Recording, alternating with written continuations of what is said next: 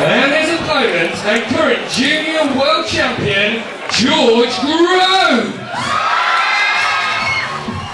It's not working with that junction. No.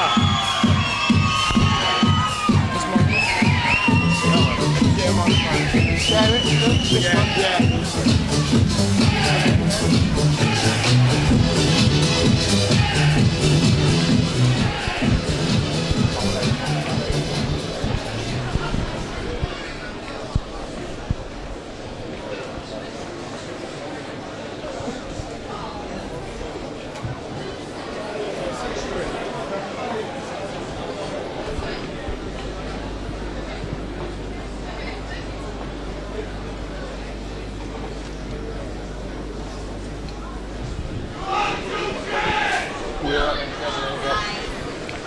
Right, so here we go at the Epping Forest Country Club, our first bout of the evening, and it's straight in with a junior world title fight.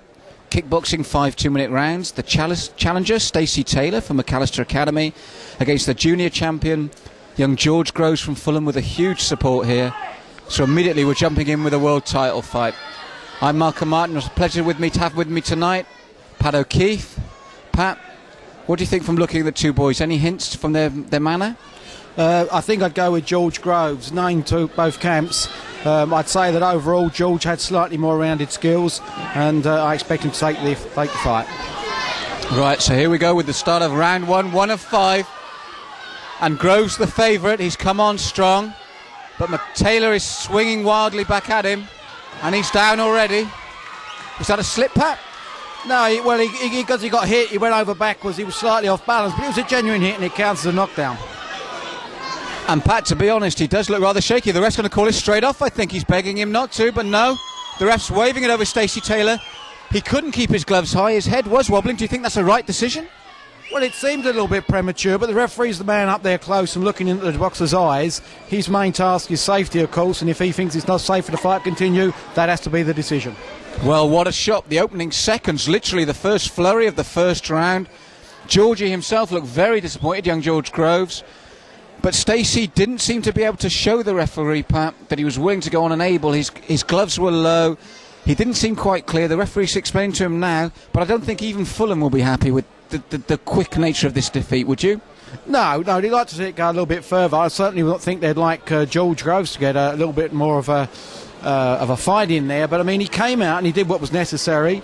Stacey's chin was up and he hit it square and he went over. Although his legs were slightly square and he went off balance, it was nevertheless a genuine hit. The referee didn't think he could continue, so that's the result. Do you think the problem for Stacey was the fact that he tried to mix it straight away with him rather than tuck up and defend and weather that opening storm that we knew was going to come from Groves? He tried to fire back and got caught throwing his own punches. Yeah, I think in any situation where you're going for a title, even a junior title, you've got to take a bit of time, a little bit of reconnaissance, get to know your man. It's perhaps a reflection of his age that he's gone out there. He's got a lot of pressure on him. He wants to look good, so he's gone forward, and unfortunately he's paid the price. And still, junior world champion, George Groves. So there you have it. George not particularly happy. He's still the world champion. But sadly, for Stacey Taylor, never had a chance to get into the fight.